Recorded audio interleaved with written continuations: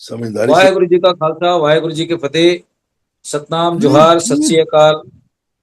आज के खास परिचर्चा पर हमारे साथ जुड़े प्रोफेसर इंद्रजीत वासु साहब का बहुत बहुत स्वागत। वाहेगुरु जी का खालसा, वाहेगुरु जी की फतेह। वाहिगुरु जी का खालसा वाहिगुरु जसबीर जी की भाटिया साहब अमेरिका से जुड़े हैं, हमेशा की तरह हमारे साथ आज इसके इस मंच पर। उनका भी बहुत बहुत स्वागत। वाहेगुरु जी का खालसा, वाहेगुरु जी की फतेह। विजेंद्र सिंह साहब भी अमेरिका में हैं और उनका भी बहुत बहुत स्वागत। मैना टंडन जी आसाम से जुड़ रही है, कवित्री हैं, उनका भी बहुत बहुत स्वागत। जैसा कि सतनाम हमारा भैया। जो लॉर्ड बुद्धा के ऊपर में हमारा जो एपिसोड चल रहा है, उस एपिसोड का चौथा एपिसोड है, पांचवा एपिसोड। उस पर लॉर्ड बुद्धा कहते हैं कि जो व्यक्ति अपने जीवन को सच्चाई और ईमानदारी से जीता है, उसे मृत्यु का डर नहीं होता, ऐसा वो कहते हैं। और वो एक काफी शोध और चिंतन के बाद में उनकी जो कही गई बातें हैं, वो काफी ह्यूमन बीइंग के लिए, मानवता के लिए बहुत महत्वपूर्ण है। तो आज के इस परिचर्चा पर हमारे बीच में ब्रिजेंद्र सिंह साहब, मैं उनको ही आमंत्रित करता हूँ। लॉर्ड बुद्धा के बारे में काफी उन्होंने अध्ययन किया है, बहुत सारे संत महापुरुषों की जीवनी को बहुत नजदीक से समझा है, किताबें, बहुत सारी किताबों को पढ़ा है। तो मैं उनके जीवन का अनुभव को लेकर, ऐसी बातें उन्होंने क्यों कही, और इस पर हम गहन विचार, उनके एक एक विचारों पर हमारी परिचर्चा जारी है, और ये करीब करीब साल भर जारी रहेगा। तो मैं चाहूंगा कि आज के इस विषय पर विजेंद्र सिंह साहब को आमंत्रित करता हूँ, कि विषय पर अपनी बात रखेंगे। जी, ये बहुत बहुत धन्यवाद जगदीश जी, ये अवसर आप मुझे दे रहे हैं। और मैं तो ये चाहता था कि अगर आपने ये एपिसोड बनाए हैं तो कुछ जो टॉपिक रखे हैं पहले से हम लोगों को उसका एक हफ्ते में जारी कर दिया करें तो पता रहे, जी और जी जी। उससे टाइम भी उसमें दे देना चाहिए, इतने बजे है तो थोड़ा सा अटेंड कर लेते। कई बार लापरवाही हो जाती है, हालांकि उसकी गलती हमारी है, हम आपको ब्लेम नहीं कर रहे। अब जी तथागत बुद्ध के बारे में मैं आपको ईमानदारी से बता रहा हूँ कि मैं कम से कम बीए एमए तक मुझे कुछ भी ज्यादा पता नहीं था उनके बारे में। और मैंने जब सरकारी नौकरी में मैं आया तो अ, बस उनका परिचय इतना था कि बाबा साहब अम्बेडकर ने बुद्धिज्म को स्वीकार किया है। कनो धर्म परिवर्तन के बारे में वो चर्चाएं, मैं आगरा का रहने वाला था क्योंकि आगरा एक बहुत बड़ा केंद्र था अम्बेडकर की राजनीति का, तो अब सुना करते थे। बाद में मुझे जो एक्चुअल ओरिजिनल उनकी शिक्षाएं इच्छाएं जानने को मिली जब मैंने कंपटीशन की अपनी तैयारी की, और उसमें एक पेपर था Indian history and ancient Indian philosophy और हिस्ट्री पे सब्जेक्ट था एक। तो उसमें मुझे तथागत के शब्दों का, शब्दावली का, इनकी जानकारी हुई, तो इसलिए मेरा बहुत लेट मुझे जागृति हुई। लेकिन मुझे ये पता लगा कि एक तथागत बुद्ध का असाधारण व्यक्तित्व है, और जिस तरीके से आज भी लोग उनकी पूजा वूजा करते हैं, वो ये बहुत कुछ नहीं जानते कि गहराई से उन चीजों को बताया जाना चाहिए।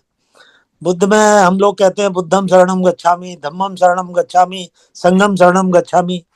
आप लोग सतनाम, सदगुरु, सत्संग कहते हैं। तो सदगुरु से मतलब बुद्धम शरणम गच्छामि बुद्ध से है, किसी सिद्धार्थ गौतम या व्यक्ति से नहीं, एक एनलाइटेंड मानव व्यक्ति से है। और बुद्ध भी 28 में बुद्ध माने जाते हैं।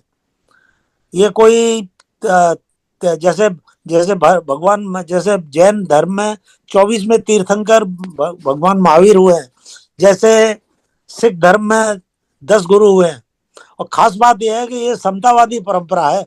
इनमें चाहे वो 10 गुरु हो, चाहे 28 बुद्ध हो, चाहे 24 तीर्थंकर हो, कोई भी इसमें ब्राह्मण नहीं हुआ है एक भी। तो क्योंकि ये उनकी परंपरा नहीं है, और वो लोग बाद में तो इसमें एंटर कर गए उदारवादी परंपराओं के कारण। लेकिन वो 36 का आंकड़ा है बिल्कुल। एक जातिवादी है तो दूसरा जातिवाद का विरोधी है।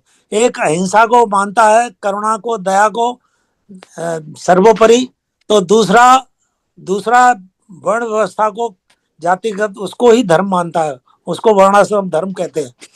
एक जन भाषा में बात करता है, तो दूसरा संस्कृत को स्पेशल वैसी भाषा मानता है। एक पढ़ने लिखने का अधिकार सबको देता है, तो दूसरा पढ़ने का लिखने का अधिकार देश की 90% जनता यानी किसान और मजदूरों को नहीं देता। उनके बारे में वो कहता है कि ये शूद्र चलता फिरता कब्रिस्तान है, शमशान है, इसको पढ़ने लिखने नहीं देना चाहिए। तो ये मान्यताएं बिल्कुल जस्ट अपोजिट हैं, और ये आत्मसम्मान के, किसान मजदूरों के स्वाभिमान के खिलाफ भी है। तो ये चीजें बुनियादी हमको ये जानना चाहिए कम से कम, और ये जानना चाहिए कि ये जो समतावादी परंपरा है, कभी हम जब सिख धर्म को देखते हैं या बौद्ध धर्म या कबीर पंथ को देखते हैं, रैदास को देखते हैं, हम लोगों को इतिहास का अच्छी जानकारी न होने के कारण उसको हम उस परंपरा को हम जोड़ नहीं पाते एक दूसरे से। तो नतीजा ये है कि जब तक किसी की, जैसे अंबेडकर ने कहा है कि जड़ में जाओ तो विवाद मिट जाएगा, उसकी जड़ में जब तक नहीं जाएंगे तब तक विवाद नहीं मिटेगा। अब खास बात, मूल बात में मैं आ रहा हूँ। वो जैसे कबीर ने कहा है, तेरा साईं तुझी में जाग सके तो जाग, ज्यों तिल माही तेल है, ज्यों चकमक में आग, तेरा साईं तुझी में जाग सके तो जाग।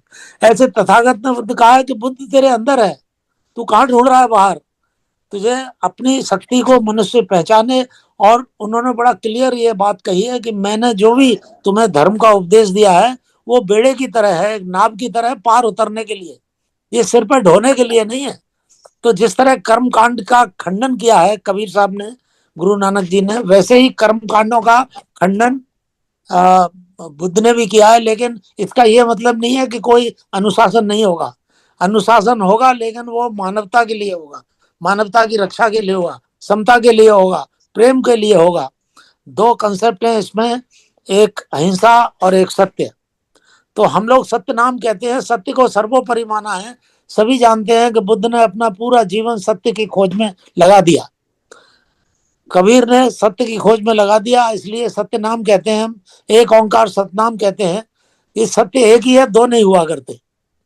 हमारी समझ में फर्क होता है, और सत्य तक पहुंचने का वैज्ञानिक तरीका होता है। तो बाबा साहब अम्बेडकर ने भी बुद्ध धर्म को स्वीकार जब किया, तो ऐसा नहीं है कि वो तो कबीर की परंपरा में पैदा हुए थे। बाबा साहब अम्बेडकर कबीर की परंपरा में पैदा हुए थे, मदर से साइड से, फादर साइड से भी। और कबीर की जो परंपरा, ऐसा महाराष्ट्र में जिन्हें आप महार कहते हैं, उधर हमारे उत्तर प्रदेश में वो जिन लोगों में भगवान बुद्ध पैदा हुए हैं उनको आज कोरी कहते हैं, साक्य कहते हैं, कुशवाहा कहते हैं। ये सब महार वगैरह ये सब एक ही कम्युनिटी है, और उनको कपड़े बुनने बुनने वगैरह के काम से जोड़ा गया है। लेकिन खास बात यह है कि ये किसानों की कैटेगरी में आते थे। तो सबसे बड़ा प्रश्न यह है कि उन्होंने कहा है कि अपनी शक्ति को हम पहचाने। जब तक हम अपनी शक्ति को, अपनी मानवता के, अपने मूल्य को, कीमत को नहीं पहचानते, दूसरा आदमी जबरदस्ती हमको गुलाम नहीं बना सकता, जब तक गुलामी को हम अपने अंदर से स्वीकार नहीं कर लेते। और स्वीकार करने का कारण ये होता है कि प्रोपेगेंडा मशीनरी जिसके पास होती है वो उल्टा पढ़ाता है। बुद्ध के बारे में भी जैसे पढ़ाया कि ये विष्णु के अवतार हैं। अब विष्णु के अवतार, भाई विष्णु तो वेदों में भी कोई बहुत इंपॉर्टेंट देवता नहीं है, और उसके भी अवतार 21 अवतार हुए या 10 अवतार हुए। उनमें बुद्ध की खास बात यह है कि बुद्ध को कहा है कि राक्षसों की बुद्धि भ्रष्ट करने के लिए, राक्षसों की बुद्धि भ्रष्ट करने के लिए अवतार लिया है इन्होंने। अब राक्षस कौन है सभी जानते हैं, ये किसान मजदूरों को बड़ी हकारत से जातिवादी लोग देखते हैं, ब्राह्मणवाद देखता है। वो कहता है कि हम तो मुख से निकले हैं, ये तो श्रमजीवी जनता पैरों से निकली है। जितना तिलक में और जूते के तल्ले में अंतर होता है, इतना मनुष्य में अंतर ईश्वर ने बनाया है, आदमी का बनाया हुआ नहीं है। और तो कबीर साहब ने तो इसको ललकारा बहुत कि कौन ज्ञान से बयान आ रहा, ऐसा कौन सा ज्ञान तुझे हो गया, ज्ञान का दुरुपयोग कर रहा है। ज्ञान की महिमा मानव समता में, प्रेम में है। तथागत बुद्ध ने भी जब अहिंसा का सिद्धांत दिया तो बिल्कुल उसी तरह दिया कि जो दया भाव हृदय नहीं, ज्ञान कथे बेहद, और वो नर नर के जाएंगे सुन सुन साकी शब्द। तो जैसे कबीर ने कहा है, उसी परंपरा से बिल्कुल कोई अंतर नहीं है। आप ईमानदारी से देखें तो मनुष्य की गरिमा को प्रतिष्ठित करने वाली ये समतावादी परंपरा है, जिसको कि श्रमण संस्कृति कहते हैं। संस्कृति, श्रमण संस्कृति बहुत बड़ी होती है धर्म से। संस्कृति में खान पान, आचार विचार सब कुछ आ जाता है। और धर्म तो शाखा है उनकी, जैसे महाशाखा है जैन धर्म, बौद्ध धर्म, प्राचीन काल में 2 और चारवाक भी उसी में आते हैं, आजीवक भी उसी में आते हैं। आज उसी परंपरा में जितने भी एंटी कास्ट कल्चर हैं वो सब उसमें आते हैं। तो आदमी की गरिमा के लिए, गरिमा को प्रतिष्ठित करने के लिए जो आज हम समझते हैं कि वर्णाश्रम धर्म है, वो तो मनुष्य को, किसान मजदूर को अपनी नजरों में ही गिराता है। उसको पढ़ने लिखने का अवसर जब नहीं देगा, तो अगर कोई आदमी आपसे कहेगा कि भाई मैं मुंह से पैदा हुआ हूँ, ईश्वर ने मुझे पैदा किया है और मुझे पता नहीं है, मैं पढ़ा लिखा आदमी हूँ नहीं, भाई हुआ होंगे, पैदा होंगे आप। मैं यही कहूंगा, सामान्यतः आदमी चैलेंज कब करता है? जब उसको ज्ञान होता है। तो ज्ञान की महिमा सर्वोपरि है। बुद्ध, बौद्ध, बोधि का मतलब ज्ञान है। प्रज्ञा, शील, समाधि, प्रज्ञा, 3 बातें इसमें हैं। सदाचार इसकी बुनियाद है। समाधि से मतलब समता के भाव से है, माइंड कंट्रोल से है। और प्रज्ञा से मतलब एक साइंटिफिक अप्रोच लाइफ के प्रति। तो मैं बहुत ज्यादा इस सब्जेक्ट पर इतना मैं नहीं कह सकता आपसे इस वक्त, लेकिन मैं ये जानता हूं कि मानव गरिमा को प्रतिष्ठित करने वाले जिन विचारधाराओं में, बुद्ध की विचारधारा वो विचारधारा है जिसने भारतीय संस्कृति को विश्व स्तर की संस्कृति पर पहुंचाया है। नतीजा यह है कि आज मोदी भी अमेरिका जाते हैं तो कहते हैं बुद्ध की धरती से आए। वो किसी राम और कृष्ण का नाम लेने की वहाँ जिनका वो नहीं, मतलब उन्हें मालूम है कि ये पहचान वहाँ नहीं है। और मैं तो मथुरा का रहने वाला ओरिजिनली हूँ, तो वहाँ मैंने देखा कि वहाँ के म्यूजियम में गया, पूरी सब मूर्तियाँ बुद्ध की हैं, जैन की मिलेंगी, रामकृष्ण की एक आध मूर्ति मिल जाएगी। तो ये फर्जी लोगों को शिक्षा से वंचित करने के बाद, लोगों को अज्ञान अंधेरे में रखने के बाद ये झूठा इतिहास इस देश का रचा गया है। और जब तक इतिहास को सही दृष्टि से नहीं पढ़ा जाता, जो बाबा साहब अम्बेडकर ने कहा शिक्षित बनो, एजुकेट जब तक नहीं होंगे, और एजुकेशन में भी आपकी बुद्धि को भ्रष्ट करने वाले लोग, वो जब तक उनकी पढ़ाई अगर पढ़े होंगे तो अपने आप आपकी बुद्धि भी भ्रष्ट हो जाएगी। तो शिक्षा को अपने हाथ में लेना पड़ेगा। सत्य को, सत्य नाम है, सत्य नाम को मानने वाले सत्य को ही धर्म बुद्ध ने कहा है। तो अगर हम एजुकेशन पर टॉप प्रायोरिटी नहीं देते, तो ये जो मनुष्य, किसान मजदूर, जो श्रमजीवी जनता है, जो किसी भी देश की रीढ़ की हड्डी होती है, उसको जो हजारों जातियों में बांट रखा है, रोटी बेटी के संबंध बंद कर रखे हैं, इनमें गरिमा का भाव, आत्म सम्मान का भाव नहीं आएगा। तो ये बहुत बड़ा काम आप जगदीश जी कर रहे हैं, और इसको सिस्टमेटिकली किया जाता। अगर मुझे पहले से कुछ मालूम होता तो मैं भी सिस्टमेटिक बात करता। अगर मैं बात से, मूल प्रश्न से हट गया हूं तो क्षमा करेंगे आप। और मुझे बहुत, मैं बस कृतज्ञता अपने प्रकट कर सकता हूं कि इतने बड़े इम्पोर्टेंट बिंदु पर बोलने के लिए आपने मुझे अवसर दिया। ये बात दूसरी है कि मैं मेंटली तैयार नहीं हूँ। आगे मैं चाहूंगा कि मैं निश्चित रूप से जो इस तरह से सब्जेक्ट रखते हैं आप, सिस्टमेटिकली बात कहूँ। धन्यवाद आपको बहुत बहुत। ये बहुत शुक्रिया सिंह साहब, हमारे साथ बने रहे। मैं प्रोफेसर इंद्रजीत, डॉक्टर इंद्रजीत वासु साहब को आमंत्रित करता हूं कि वो थोड़ा आज कहीं बिजी भी है, तो मैं चाहूंगा कि आज के विषय पर अपनी बात रखेंगे प्रोफेसर साहब। वासु सर। अच्छा है कि आप जी ने बहुत अच्छा उद्यम किया है कि हम जो लॉर्ड बुद्ध हैं उनकी जो शिक्षाएं हैं उनके बारे विचार कर सकें। सो एक तो बात यह है कि वो उनकी जो विचारधारा है वो जीवन के संबंध में है, यथार्थक जीवन। उनका पहला सिद्धांत है कि जो सब लोग हैं दुनिया के, ये दुखी हैं, सब लोग पीड़ित हैं। जैसे गुरबानी में आता है, नानक दुखिया सब संसार, ये सारा संसार दुखी है। फिर बुद्ध जी कहते हैं कि दुख का कारण जो इच्छावां हन, डिजायर्स हन, जो तृष्णा है, वो संसार के लोगों को दुख का कारण है। और गुरबाणी में भी तृष्णा के बहुत गैर मानवी दसे है इसको, और क्या है कि तृष्णा बिरले ही की बुझी है, कोट झोरे लाख करोड़े मन न हो रे। परे परे ही को लुझी है। बंदा लक मारन दा कहता करोड़ हो जाए। यानी ये तृष्णा जिहड़ी है महात्मा बुद्ध ने इस ते बड़ा जोर दिता, इसनूं मिटाया जाए। तृष्णा मेटन नाल ही दुख दा अंत हो सकता है। गुरबानी में भी ऐसा है, जब लग मेरी मेरी करे तब लग काज एक नहीं सरे। जब मेरी मेरी मिट जाए तब तब प्रभ काज सवारे आए। ये जो तृष्णा है, मेरी मेरी करना है, यही दुखों का कारण है। और उन्होंने, महात्मा बुद्ध जी ने 8 किस्म का अष्टांग मार्ग बताया है। 8 उनके सिद्धांत है। पहला सिद्धांत है सही दृष्टि। हमारी जो दृष्टि है वो सही नहीं है, तो सही दृष्टि होनी चाहिए। सही दृष्टि है कि ये संसार जो है ये सपना है, ये जो है नाशवान है। नाशवान चीजों से लगाव नहीं चाहिए। दृष्टि ये है, इनके संसार में निर्लेप रहना चाहिए। तो सही दृष्टि और सही समझ और सही ज्ञान को आपने जोर दिया है। ये संसार सगल है सुपनों, देख कहां लुभावे। ऐ मूर्ख इंसान, तो क्यों लालच कर दें, ये तो सुपना है।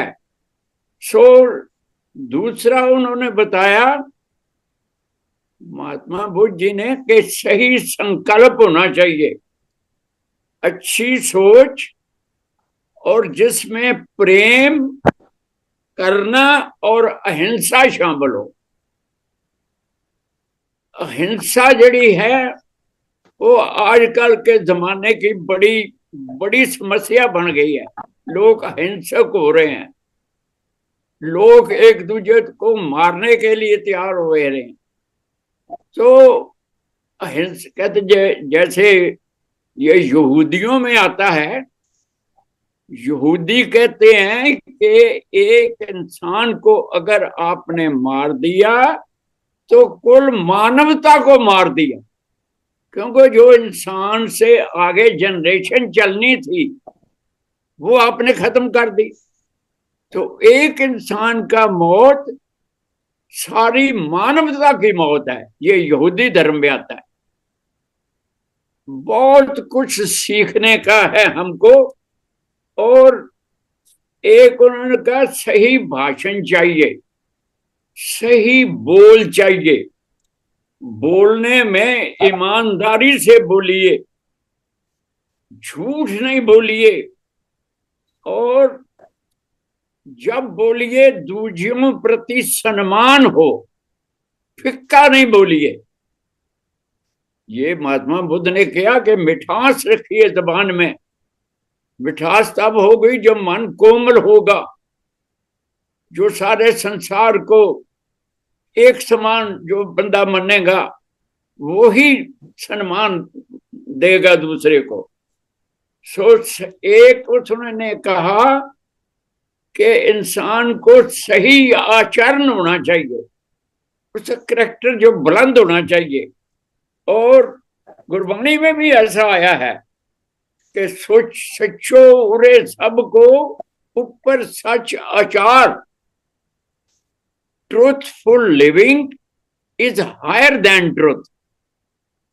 जो सच्चाई का जीवन है वो सच से भी ऊपर है।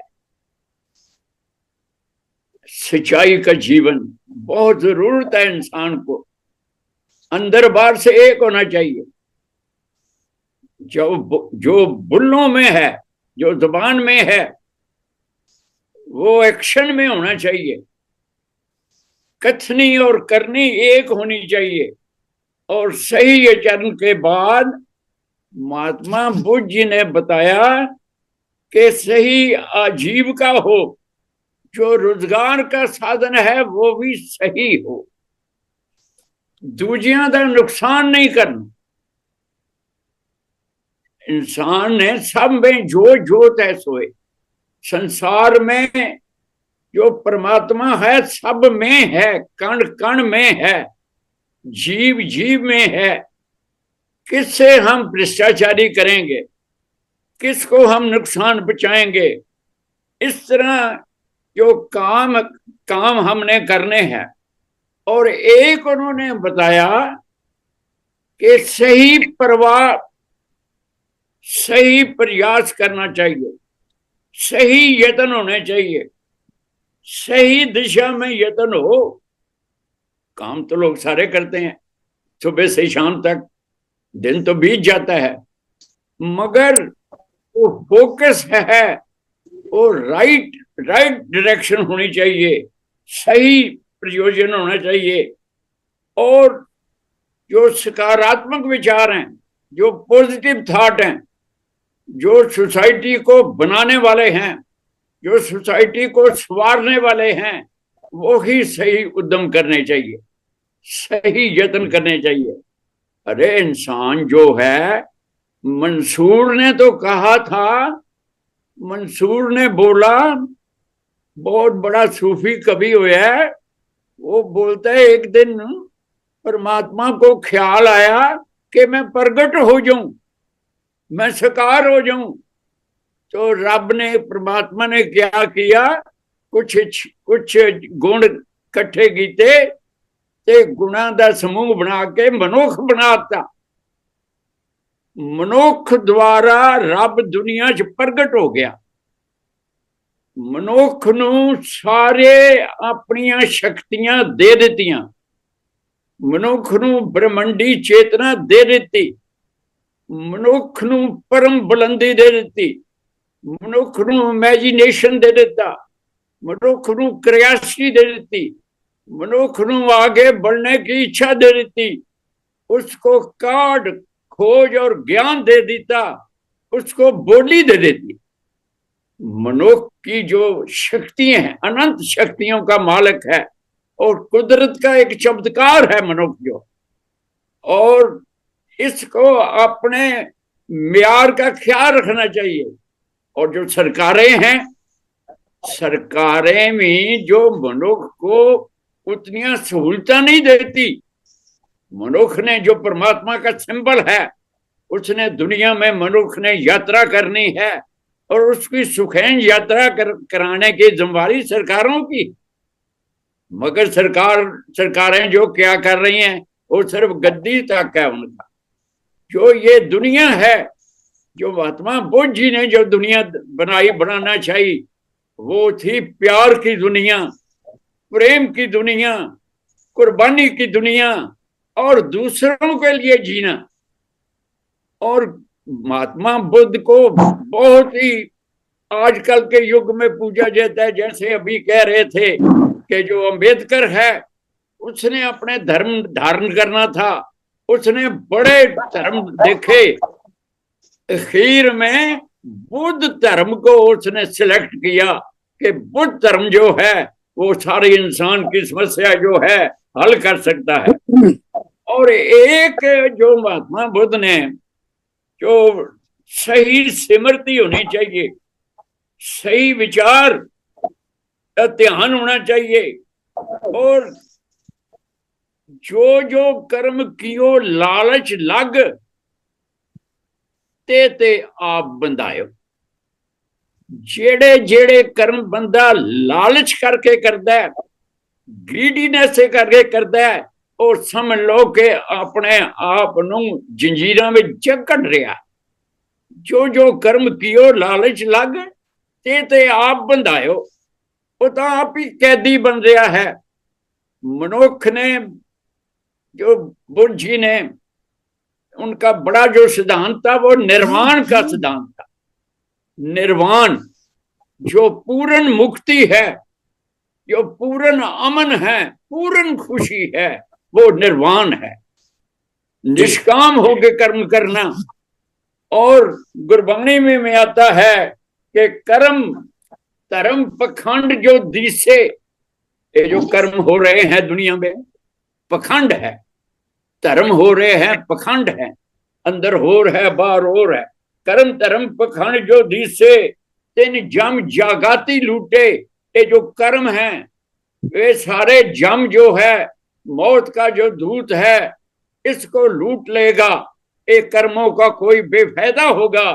निर्वाण कीर्तन गावो करते का उसका परमात्मा का जो यश है यशो गान करो पर उसमें लालच ना हो। निर्वाण कीर्तन गावो करते का निमक सिमरत से छूटे।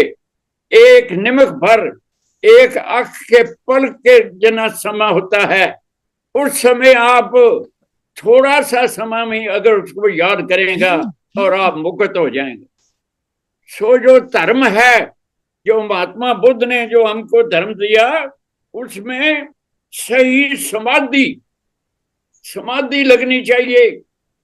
मनुष्य की जो जितनी इंद्रिय हैं ज्ञान इंद्रिय और कर्म इंद्रिय और जो रजो तमो सतो जो माया के 3 गुण हैं, जो अंतःकरण है, जो मत मन बुद्ध है, ये सारे जो हैं एक जगह इकट्ठे होने चाहिए, कंसंट्रेशन होनी चाहिए।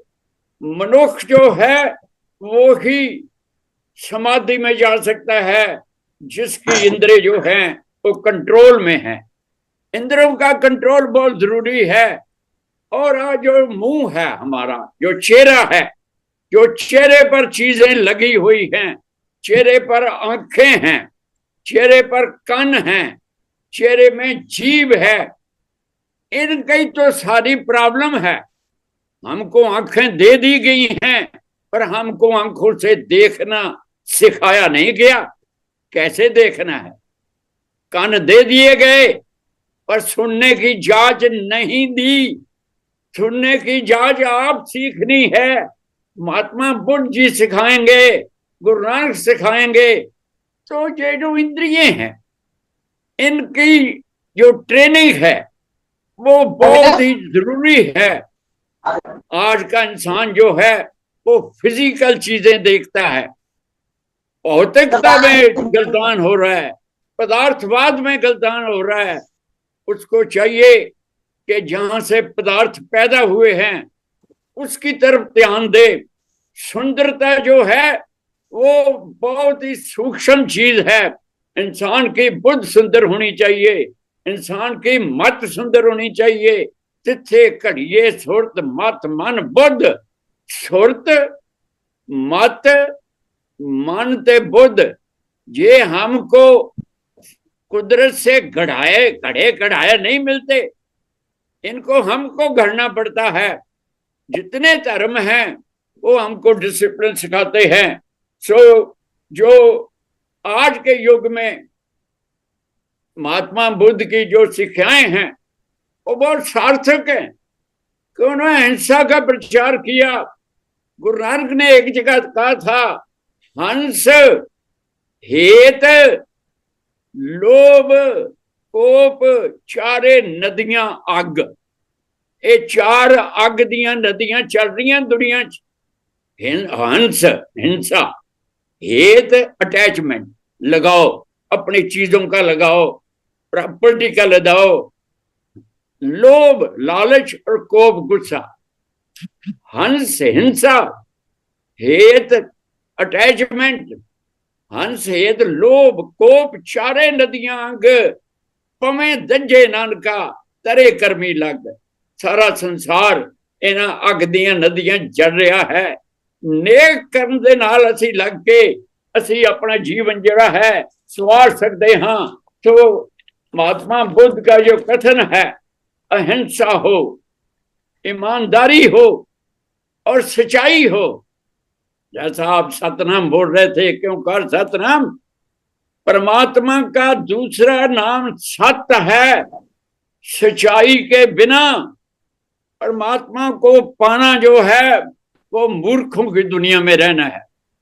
सत्य जो है, सत्य जो जहां पर सत्य होगा प्रेम होगा वहां कुर्बानी भी होगी। और ये जितने इंद्रिय हैं इसको कंट्रोल करना पड़ेगा, क्योंकि झूठ जो है हमको लालची बना देगा, भ्रष्टाचारी बना देगा। तो इंसान को बड़ी जिम्मेवारी के साथ अपने जीवन यात्रा को करना है। ये जितने महात्मा बुद्ध हैं या जितने गुरु पीर पैगंबर हैं, उतने कबीर साहब ने किया था कि कबीर पुंगरा राम अल्लाह का, मैं तो पुंगरा बच्चा हाँ राम ते अल्लाह दा, सब गुरु पीर हमारे, ये जितने दुनिया में गुरु हैं पीर हैं, ये हमारे गाइड करने के लिए हैं। इतना कुछ है, बहुत कुछ है। आओ ज्ञान की दिशा में चले। बुद्ध ने कहा था अपने दीपक आप बनो, अपने दीपक आप बनो, अपनी बुद्ध को दीवे की तरह प्रज्वलित रखो। धीरज धाम बनाए है तन। गुरु गोबिंद सिंह ने कहा, ए बंदो, ये जो शरीर है इसको टॉलरेशन सिखाओ, धीरज का धाम बनाओ। जैसे धाम होता है गोविंद धाम, कितने जब पहाड़ों में जाते हैं कितने धाम आते हैं, तो ये शरीर का नाम रख दो। गुरु गोविंद सिंह ने कहा शरीर का नाम धीरज धाम रख दो। धीरज धाम बनाए है तन। बुद्ध सो दीपक ये उजारे। जो बुद्धि जो है वो दीवे की तरह प्रज्वल चाहिए। तो महात्मा बुद्ध जी ने सारे अपने लोक बोलियों का विस्तार किया। उन्होंने अपना उपदेश पाली बोली में दिया, जबकि उस समय संस्कृत को ब्राह्मण लोग जो थे, संस्कृत की सरदारी थी। अपनी बोली में जो बंदा प्रचार कर सकता है वो अपने अच्छे विचार प्रकट कर सकता है। तो महात्मा बुद्ध की जो शिक्षा है वो इंसानी जीवन को घड़ने की है, इंसान की शख्सियत को संवारने की है। नानक सच सवारनहारा, जो सच है आप सवारे। परमात्मा की कह रहा है, परमात्मा मनुख नू कह रहा है, की कह रहा है, आप सवारे। है मनुख, तुम अपना आप सवार। कहना जी की होएगा फिर? आप सवारे मैं मिले। रब कहता मैं तेन मिल पाऊं, आई विल मीट यू। आप सवारे मैं मिले, ते जो तेनू मैं मिल पिया फिर की होएगा? आप सवारे मैं मिले, मैं मिलिया सुख होए। रब कहता है जो तुम मैं तेनू मिल पिया तब सुख हो जाएगा। आप सवारे मैं मिले, मैं मिलिया सुख होए। ते जे तू मेरा हो रहे, रब कहता है मनुष्य को तू मेरा बन जा। जे तू मेरा हो रहे सब जग तेरा होए, सारा जग जड़ा तेरा हो जाएगा। अपनी हौमे को मिटाना है, अपनी हौमे को सुंदर हौमे बनाना है। हाँ हाँ मैं बिचो खोवे, अपने बिचो खो दियो, गुआ दियो। हाँ हाँ मैं बिचों खोवे, दूजा मेटे एक को होवे। दूजा मेट देना है। परमात्मा और है, मैं और हूं। ये मिटाना चाहिए द्वैत को। हम परमात्मा का स्वरूप हैं, मन तू जो स्वरूप हैं। हरि मंदिर ए शरीर है, ये शरीर हरि का मंदिर है। इस शरीर के इतनी शक्तियां दी गई हैं। सो अपने आप को अभेद करें, रियलिटी में अभेद करें। जो परमात्मा सच है उसकी विथ ना रखें। यही समस्या पै गई दुनिया में। रब और है, मैं होर हूं। गुरु और है, मैं होर हूं। गुरु गोबिंद सिंह ने कहा था खालसा मेरा रूप है खास। हम पहले जो दुई द्वैत में जीते हैं, हम पहले एक दीवार खड़ी करते हैं कि गुरु जी, गुरु तो कुर्बानी कर सकता है, हम नहीं कर सकते। हम तो संसार के बंदे हैं, हम तो जीव हैं, हम तो लालची हैं। अपने आप को बंदे बचा लेते हैं कि गुरु ही जो चारे लाल वारी जाए ते असि नहीं वारने। हम अपने जो पुत्र हैं इनको बड़ी बड़ी जगह पे पहुंचाएंगे। ऐसी बात नहीं है। गुरुओं ने ये मार्ग बताया कि इत्थे दुनिया च कुछ नहीं रहना। जे रहना है नाम रहो, साधु रहो गुरु गोबिंद। जहां नाम रहेगा, जहां गुरमुख साधु रहेंगे, जहां गुर ज्ञान रहेगा, जहां परमात्मा रहेगा। सुकृत कीता रहसी मेरे जीवड़े, ऐ मेरे जीवड़े, ऐ मेरे प्यारे मनुख, सुकृत जो है वो दुनिया में रहेगी, नेक किरत रहेगी, ईमानदारी रहेगी। हमने इस काल में रहना है, हमारा जीवन काल में चलता है, समय में चलता है, पर काल में रहते हुए हमने ऐसे क्रिएटिव काम करने हैं कि हम काल में रहते हुए कर्मों द्वारा, नेक कर्मों द्वारा अकाल हो जाएं, नेक कर्मों द्वारा हम काल की हदों को तोड़ दें। हम ऐसे काम करेंगे को जो जो याद जीवन याद रहेगा। फिर लोग कहेंगे कि ये जो बंदा आया था दुनिया में, ये एक मजलिस में आया था, मजलिस कर हैरान ऊट सदाया, मजलिस को हैरान करके दुनिया से जाएगा। हम एक मजलिस में आए हुए हैं, हमको हमेशा अपनी मौत का विचार रख के जीवन की प्लान करनी चाहिए। जो मौत को भूल जाते हैं वो भ्रष्टाचारी बन जाएंगे। अनेक शब्द प्रमाण करना। जगदीश जी, आपका बहुत बहुत धन्यवाद है कि आप मुझको याद करते हैं। आपकी प्रेरणा से, जो गुरु महाराज ने प्रेरणा दी है, ये जितने गुरु पीर पैगंबर हैं ये सारे हमारे हैं। हम इनके हुए जे फिर सुधर न सके तो कभी सुधर नहीं सकेंगे। धन्यवाद। वाहिगुरु जी का खालसा, वाहिगुरु जी की फतेह। बहुत बहुत शुक्रिया। बहुत सारी ज्ञान का पुट हमारे बासु साहब में भरा हुआ है और हम उनकी बातों को जितना सुनते हैं हमें हमें उतना सुनने की इच्छा करती है, हमारी प्यास बढ़ जाती है, हमारी ज्ञान की इच्छा बढ़ जाती है। बहुत बहुत शुक्रिया बासु साहब। हमारे बीच में मैना टंडन जी आसाम से जुड़ी है, मैं चाहूंगा कि वो अपनी कुछ बात रखें आज के विषय पर। मैना जी।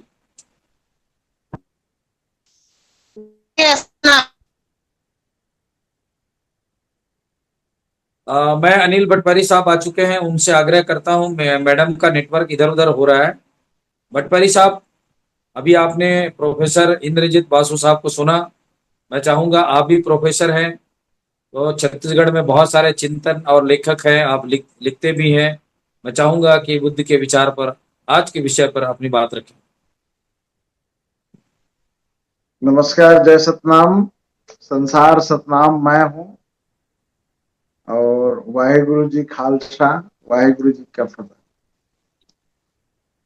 ये बात हम सभी को और खास तौर से संत मत के अनुयायी हैं या प्रेमी हैं, उन सबको ये पता है कि दुनिया को दो तरह की नजरों से देखी जाती है। एक रियलिटिक जो वास्तविक है और दूसरा है एक आभासी छद्मानवेशी या कहें कि हाइपोथेसिस, कि एक परिकल्पना करके कि कैसी बनी होगी दुनिया या दुनिया का संचालन कैसा हो रहा है।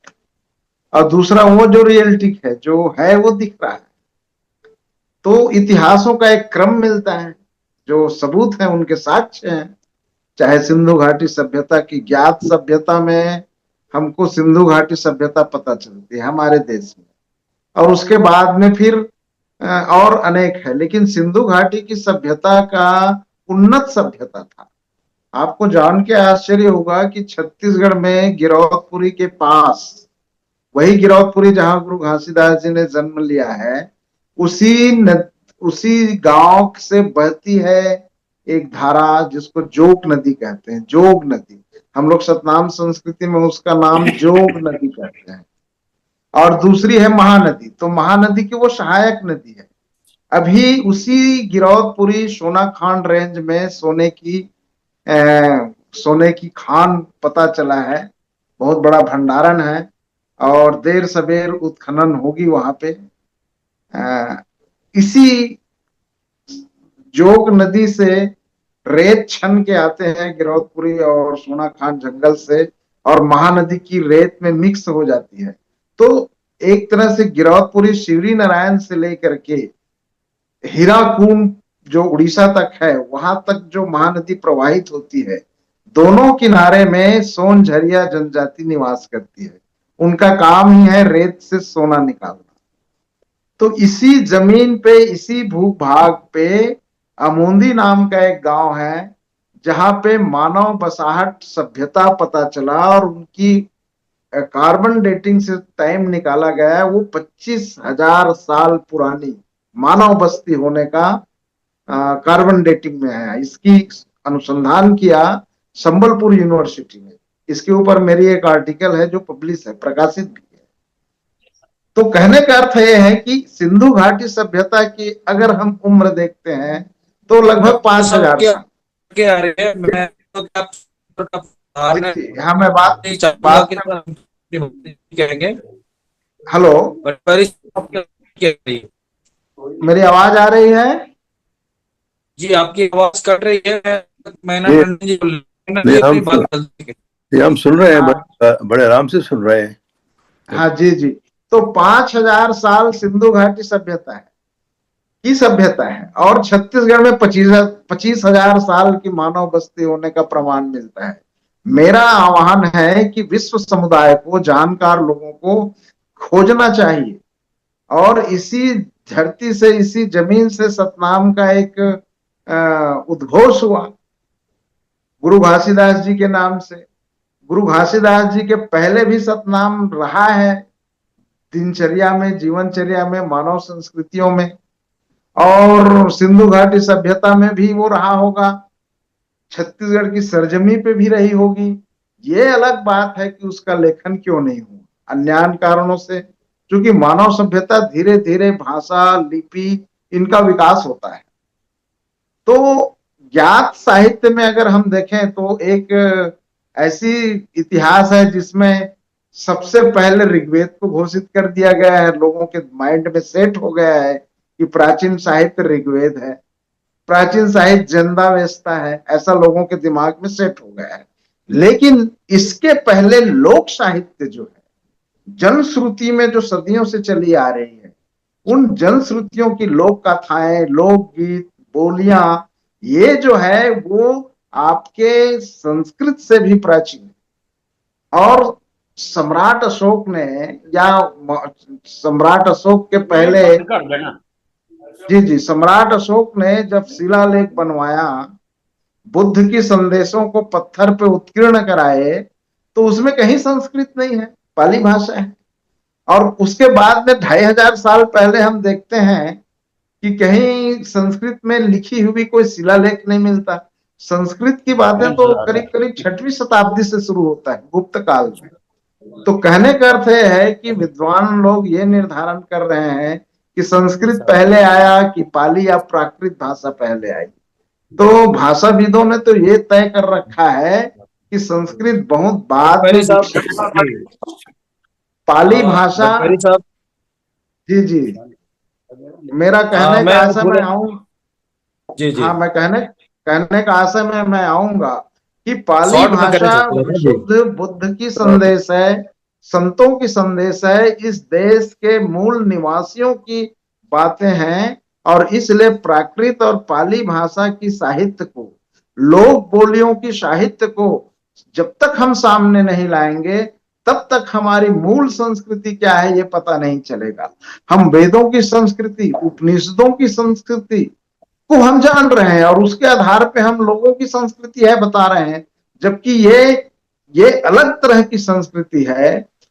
आपको बुद्ध का एक बात याद आता है मुझको, अस्लायन को संबोधित करते हुए मध्यम निकाय में उन्होंने कहा कि सुना है अस्लायन कि मध्य देश में और कंबोज यवन में केवल 2 ही वर्ग है, एक वह वर्ग जो परिश्रम करता है और पुरुषार्थ से संपदा का स्वामी बन जाता है, और दूसरा वह जो आलस्य और प्रमाद में रहता है और अपने पास जो भी रखा रहता है वो खो देता है, अर्थात वो सेवक और दास बन जाता है।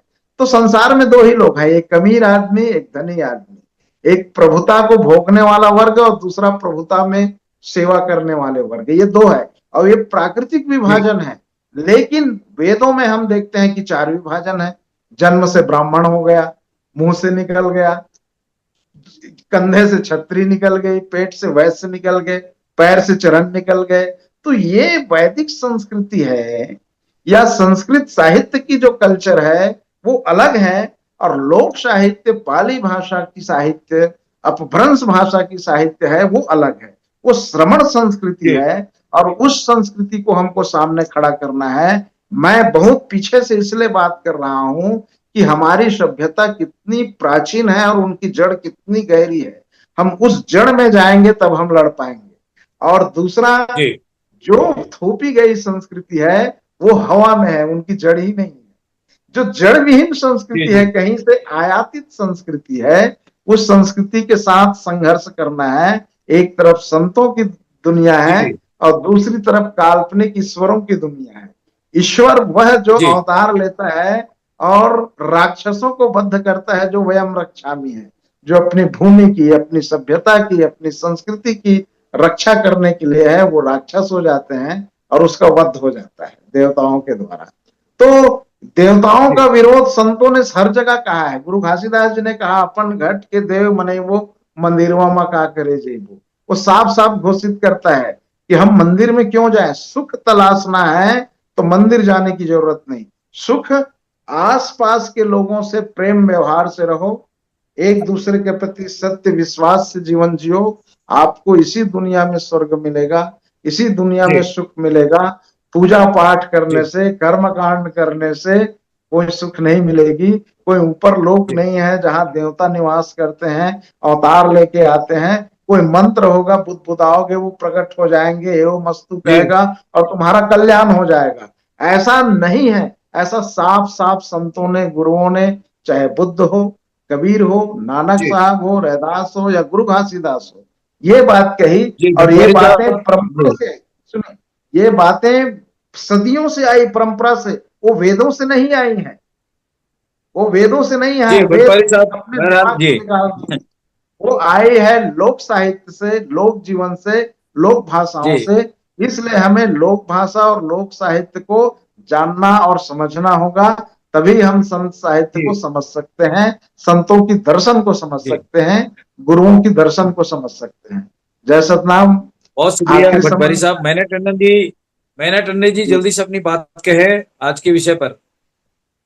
हमें जी सुन पा रहे भैया हैं? जी। जी जी। जी सीधे बातों पर अपनी बात रखें जी, मुद्दे पर बात जी, रखें, विषय पर बात रखें। Madam madam Tandon ji. हाँ भैया हाँ। आपने कहा जो जो जीता नहीं लगता है कि जो व्यक्ति समझदारी से जीता है उसे मृत्यु का डर नहीं लगता। इसका मतलब है कि जो व्यक्ति जीवन की चुनौतियों का सामना और साहस करते हैं वो मृत्यु के डर को पार पाता है। वह जीवन के हर पहलू को समझता है, वो उसे भी शामिल है। इसका मतलब नहीं है कि मृत्यु आपकी आवाज बिल्कुल डिस्टर्ब है, मैं क्षमा चाहूंगा मैडम जी से। मैं भाटिया साहब को आमंत्रित करता हूं आज के हमारी अंतिम कड़ी पर आपकी प्रतिक्रिया के लिए। विषय हमारा नजदीक भी आ चुका है समय का। भाटिया साहब बहुत बहुत स्वागत है। नमस्कार जी। भाई का खालसा, भाई का सत श्री अकाल। सत श्री अकाल। बहुत ही गहरी बातें, बड़ा ही बहुत गूढ़ ज्ञान हमें मिला है जितेंद्र सिंह जी से, डॉक्टर साहब से और अभी भट्ट साहब से। तो ये बड़ी आश्चर्यजनक बातें बताई हैं उन्होंने, जो कि आम इतिहास में नहीं मिलती। जैसा उन्होंने कहा कि हमारी संस्कृति वेदों से नहीं शुरू होती, उससे पुरातन है। ये तो उन्होंने जो ज्ञान दिया है, बहुत बहुत धन्यवाद। बहुत खुशी हुई सुन के। लेकिन मैं तो थोड़े से लफ्ज कहूँगा आज के विषय के बारे में। जैसा आपने बताया कि जो अपना जीवन समझदारी और सच्चाई से जीते हैं उनको मौत का डर नहीं होता। दरअसल बात सच्ची है। गुरु नानक ने भी, गुरबाणी भी कहती है कि अगर तुम्हें जीवन की आस है तो पहले मरना कबूल कर। सत्य क्या है, सत्य को जानना जरूरी है। ये संसार में सत्य क्या है, सत्य नाम क्या है? को सत्य नाम जो है अमर है, उसमें मृत्यु नहीं है। भैया मेरा बात पूरा नहीं हुआ था। भैया जी। हाँ जी जी जी, और पहले आप नेटवर्क, अपनी बात पूरी कर रहे हैं जी। जी वो नेटवर्क के चलते ये इशू हो रहा है, तो उसे जी हमें स्वीकार कर पता है, देती पहले हूँ। विषय पर अपनी संक्षिप्त में अपनी बातें कहें जी। जिसने मृत्यु भी शामिल है, इसका मतलब ये नहीं कि उसे मृत्यु की कामना है, बल्कि यह है कि वह मृत्यु से डरता नहीं है। वह जानता है कि मृत्यु जीवन का एक अनिवार्य हिस्सा है और उसे स्वीकार करने के लिए तैयार रहते हैं। यह एक दार्शनिक विचार है जो बताता है कि जीवन में पूर्ण रूप से जीने के लिए हमें मृत्यु के डर पर काबू पाना होगा। जब हम मृत्यु से नहीं डरते तो हम जीवन को अधिक महत्व देते हैं। हमारे लैंग्वेज में भी एक प्रोवर्ब्स है, पानी पियो छान के, गुरु बनाओ जान के। हम लोग पहले अब पानी को छान कर पीते हैं, उसके बाद में गुरु के बारे में हर चीज को जानकर हम लोग गुरु मतलब बनाते हैं। और इंग्लिश में भी एक प्रोवर्ब है जो है, prevention is better than cure. और अभी आप लोगों ने जो बुद्ध जी की सहिता के बारे में जो बातें कही हैं, तो सहिता तो वो चीज है, सहिता की खोज गौतम बुद्ध ने की थी। गौतम बुद्ध ने सहिता की खोज की थी और हमारे गुरु बाबा भी सहिता की खोज की थी। तो गुरु बाबा ने सहिता के बारे में जो बातें कही थी, वो हमारे समाज के आदि कवि मनोहर दास जी ने 8 मणिमाला में लिखा है।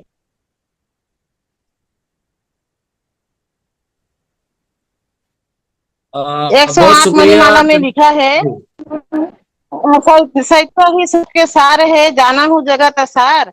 संत सुजान धारण करही, गल मणि मुक्त हार। सदा सत्य बानी बदही, करही सत्य व्यवहार। सतनाम जल जान चढ़ी, भव जल उतरही पार। सत्य जरत नहीं अग्नि में, जल नहीं सत्य सत्य डुबाए। सत्य मिटाए ना मिटे, सत्य काल नहीं खाए। यह महिमा सतनाम की, जाना कलिजुग माही। सत्य बिना जीव न तरे, घासीदास बताही। प्रण जारे मन बस करे, साधे जो अनेक। सत्य बिना भव न तरे, यह पत्थर की रेख। सत्य ही वो चीज है जो हमें उनके पास जाना ही है। अंत में सत्यम शरणम गच्छामि। जय सतनाम भैया। ये बहुत शुक्रिया, कम शब्दों में आपने सतनाम की परिभाषा को पूरी कर दी है। और जिनको सत्य में समाहित हो जाता है उसे मौत का डर नहीं है। बहुत बहुत शुक्रिया मेहनत रंजन जी। मैं भाटिया साहब की बातें अधूरी रह गई, मैं चाहूंगा फिर से भाटिया सर अपनी बात पूरी करें। भाटिया सर अपनी आवाज ओपन करें। काफी समय हो गया। खैर जी चलो, बात बहन जी ने कह दी, नैना जी ने, मैना जी ने कह दी बात जो मैं कह ही रहा था कि सत्य क्या है, इसको जानना जरूरी है। तभी आप उसके ऊपर ये समझ सकते हैं कि जीवन क्या है, मृत्यु क्या है। मृत्यु हमारा शरीर जो है वो ही बनता बिगड़ता है, क्योंकि ये हम एक मिट्टी के अंशों से बने हैं और उसका मिटना जरूरी है, तभी ये संसार इस साइकिल में चलता है। लेकिन जिनको जीवन का ये रहस्य मालूम हो जाता है तो फिर उसको डर नहीं, डर तो उसको लगता है जो मायाधारी हो, जिसका काम है लूट खसूट करके माया इकट्ठी करना, और उसे डर है ये मैं मर जाऊंगा, क्या होगा मेरे धन का, क्या होगा मेरे बच्चों का, क्या होगा, ये क्या होगा, उनको ही डर लगता है। लेकिन जो संत साधु हैं, जो वो इस तरह की तृष्णाओं से दूर रहते हैं, उनके लिए मरना एक जीवन का सत्य है, जीवन का सत्य है मरना। तो ये छोटी सी बात ही है, मैं ज्यादा समय नहीं ले सकता क्योंकि मुझे आगे भी तैयारी करनी है, मीटिंग के लिए समय काफी हो गया। तो जी जो जो जी जी बातें कही हैं मैं उनको उनका आभारी हूँ। लेकिन यही बात है, जब हमें जीवन का सत्य मालूम हो जाता है, जैसे गुरु नानक ने कहा, घासीदास ने जरूर कहा होगा, बुद्धा ने कहा, क्योंकि वो सब जो जो व्यक्ति थे उनको एक सच्चाई के जीवन में रहते थे। गुरु नानक का सचखंड, सचखंड में बसे निरंकार को सच है जो ना, उसी में सभी ये महापुरुष हुए हैं। और अ, एक ही उनका जीवन का आधार था कि ये जो जीवन का हमारा जो भौतिक जीवन है ये मिथ्या है, ये चलता है, आता है जाता है, ये परमानेंट नहीं है, तो ये अचल नहीं है। तो गुरु अपना ये बुद्धा ने भी कहा अनित्य, जो चीज परमानेंट नहीं है उसका क्या है। तो हमें जीवन जीना है निडरता से और समझदारी से, और ये सत्य को जान के, और हम ये सत्य समझ देते हैं तो फिर मौत का डर कैसे होगा। मैं ज्यादा और समय नहीं दूंगा, बहुत कुछ बातें हैं करने वाली, समय हो गया है, जी तो क्षमा करें। वाहिगुरू का खालसा, वाहिगुरू की फतेह। बहुत बहुत शुक्रिया भाटिया सर, आप हमेशा हमारे समय समय पर हमारे खास प्रोग्रामों में आकर सत्य की बात कहते हैं और बहुत अच्छा लगता है। आप और वासु जी आते हैं और जो बुद्धिजीवी लोग इसको श्रवण करते हैं। विजेंद्र सिंह साहब ने भी बहुत अच्छी बातें कही है। बहरहाल आज के इस कार्यक्रम को समाप्त करने से पहले आप लोगों ने अपना कीमती समय निकालकर आज की इस परिचर्चा में अपने विचार रखे, उसके लिए बहुत बहुत धन्यवाद। वॉइस ऑफ मानवता चैनल देख सुन रहे सभी दर्शकों से विचार करूंगा कि आज बहुत बहुत धन्यवाद। तो सभी मेहमानों का, इंद्रजीत बासु साहब का, भाटिया सर का, डॉक्टर अनिल भट्टपाटी साहब का, मैंने टंडन जी का, सभी मेहमानों का बहुत बहुत शुक्रिया, धन्यवाद। नेक्स्ट एपिसोड में फिर मिलेंगे। शुक्रिया, धन्यवाद। वाहिगुरु जी का खालसा, वाहिगुरु जी की फतेह। Meghraj Singh has brought the solution to the problems of the whole world in the form of a book. Book number 1. What is the solutions to the serious disputes within families in the world? This book contains solutions to the problems of families all over the world and solutions to the problems of countries all over the world. Book number 2. How will human around the world lives freely from mental slavery? This book contains solutions to the problems in the minds of atheists, theists, and people all over the world. Book number 3. We will eradicate racism from the entire world. In this book, racism is spread all over the world. Racism has made life difficult for people of almost the world. This book contains the solution to end racism. Book number 4. How can mankind get ultimate happiness? Let's find out. In this book, people from all over the world can make their lives happy, and by solving the problems, ways have been explained in this book. Book number 5. How poor Meghraj Singh became the king of Satyayog. This book contains 30 parts of the story related to the life of Meghraj Singh, in which every word is full of truth. The people who read this book will never be disappointed in life and will never fail. After reading this book, all people will live life with self-respect and will be successful happily. Although there are many writers in the world, some write novels, some write poetry, some write common books, some write very big films. But Meghraj Singh has taken up the task of writing books, keeping in mind the problems of humans all over the world. Have done.